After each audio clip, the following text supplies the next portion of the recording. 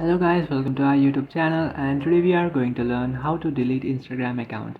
So let's get started. So if you want to delete your Instagram account, what you can do is just simply open up your Instagram application. After opening up your Instagram application, just tap on the profile icon which is on the bottom right corner of your screen. Then tap on the three bar icon which is on the top right. Then tap on settings and privacy. After tapping on settings and privacy, tap on the first option which is account center, and inside your account center you will find the personal details option. Just tap on it, and after tapping on personal details you will find this option which is account ownership and control.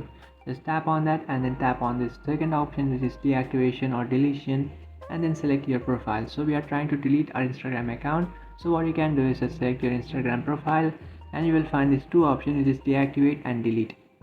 So the deactivate option is for temporary. So if you deactivate an account, you will not able to access your account for a temporary time. But if you delete your account, that is permanent. Your account will be permanently deleted.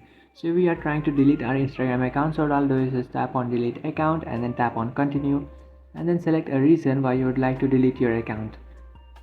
After selecting the reason, just tap on continue, and after tapping on continue you just have to enter your account's password, and after entering your account's password you will successfully delete your Instagram account.